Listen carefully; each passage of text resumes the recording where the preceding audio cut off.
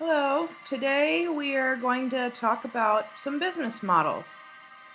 Specifically, we're going to focus on two different business models and the pros and cons of open business models and free business models.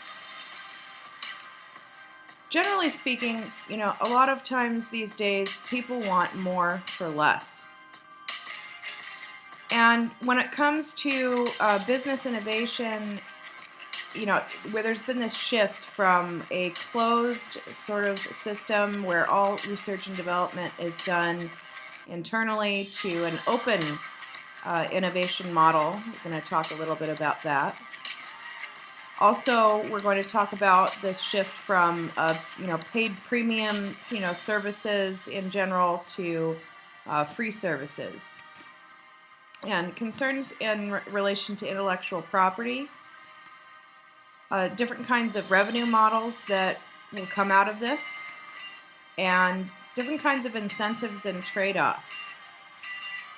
Specifically with the open business model, the pros are really, you get more ideas, or through more ideas by using, different kinds of partnerships, you can generate more innovation. Through a closed business model, the growing challenge for a lot of businesses was being able to continue to innovate, especially after their business has matured. So by bringing in, more people, generally speaking, you're able to bring in more innovation. It also helps companies focus on their core competencies and outsource basically all those things that they either aren't good at, or that they don't really do as well in general. It also increases the revenue streams, as in this example with the graphic at the bottom. You can have different kinds of new target markets and different kinds of products that come out of the open business model innovation. By taking in pieces from, let's say, one project to another, and then repackaging it for new markets. Also, there's a stronger focus on partnerships through this open business model, which again strengthens the final product, and in general increases the number of the kind of exposure to the industry in general. And then the end result here is that it increases the market reach. So you can have different kinds of product lines that may come out of a initial research project, or so it could be different pieces of, let's say, a new technology.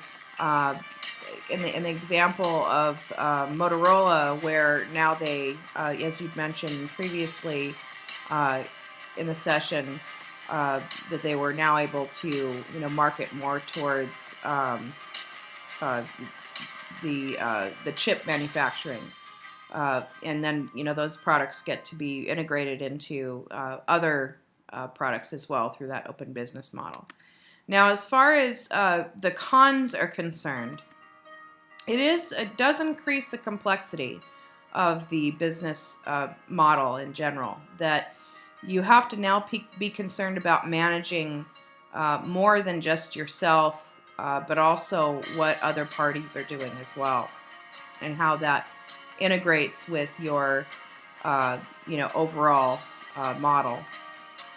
This also often requires your management teams, project management teams, internal employees to have additional skills in managing the innovation process when you're using an open business model. Some of these things may be related to intellectual property. It can be mitigated through licensing and agreements and things like that.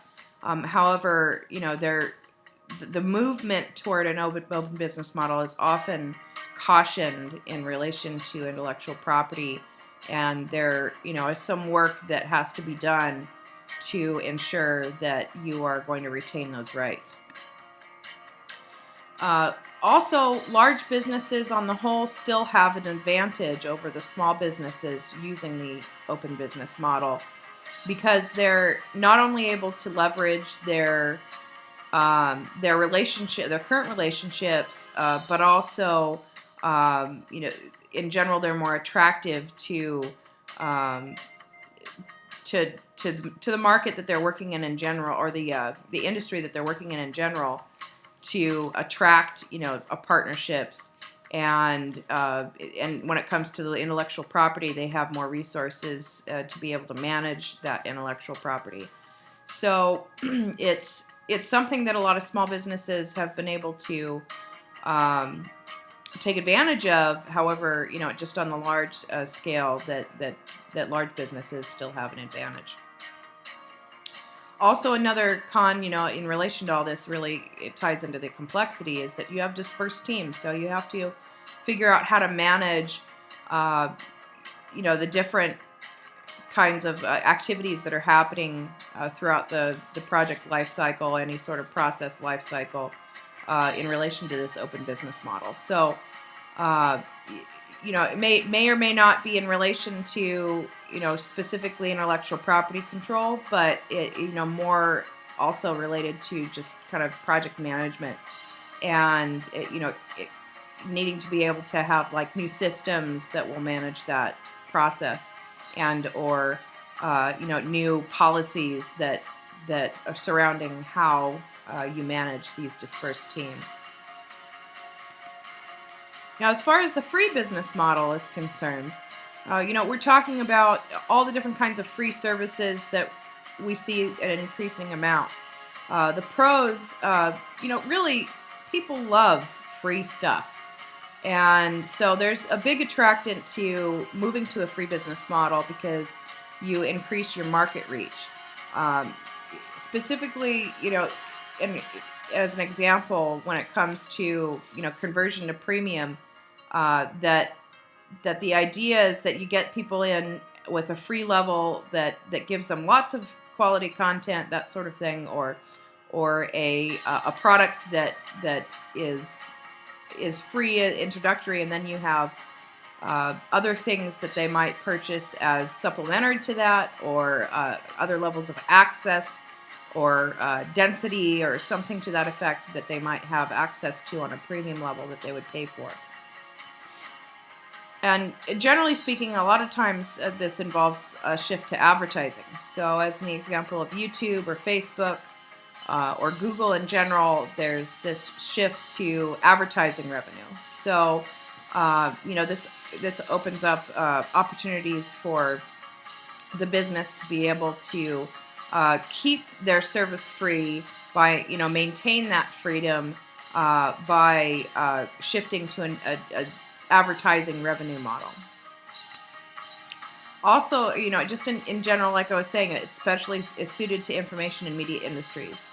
So, you'll see this a lot for online free services, like I said, Facebook and Twitter, and a lot of social media, and a lot of other news outlets as well are moving to a free model.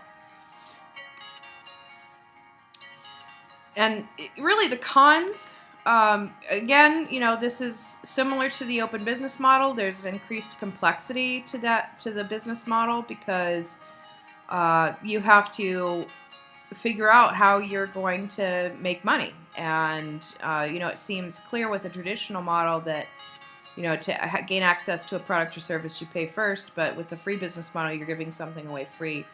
And that free thing or content needs to be of quality. So, something that people will want to come back to on a regular basis.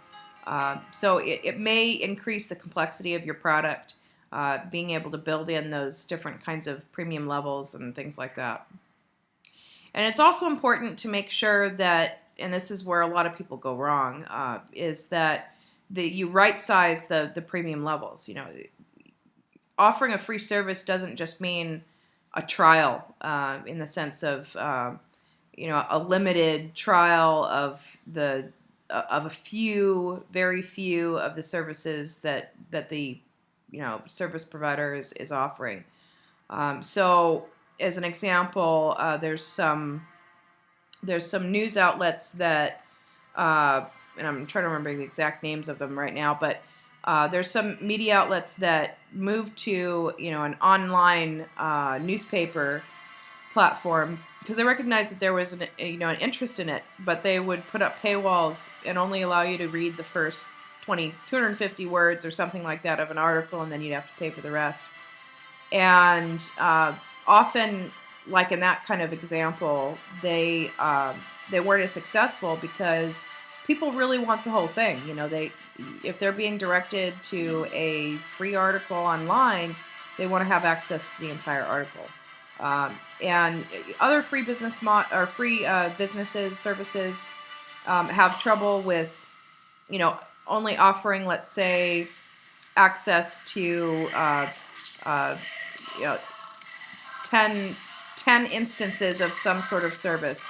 Whereas in order to really fully evaluate the product, it really starts to feel like a trial product, a limited trial product. And so it's important to be able to offer, not so much necessarily the entire product, but a good portion that would be of regular use for people that are either coming in to use the service for free for their own internal needs or personal preference, but also to make sure that there aren't too many premium levels. I've seen that's another issue where if you have, let's say, 5 or 6 different premium levels, it can get confusing for consumers, and they will be less likely to upgrade to an additional service if there's too many options as far as premium levels are concerned. So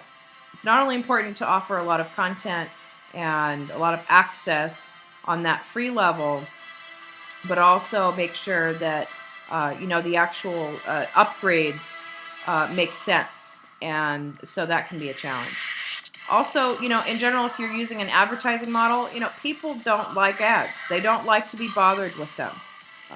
They'll use any means to block those ads and things like that. So it's important to make sure that you have advertisement that is not only relevant, but also adds to the experience. So it lessens the impact of being advertised to, so that people actually pay attention to those ads and you actually make revenue off those ads. Also, there's generally a lot of concerns within free products as far as privacy is concerned. People want to know what you're doing with their information.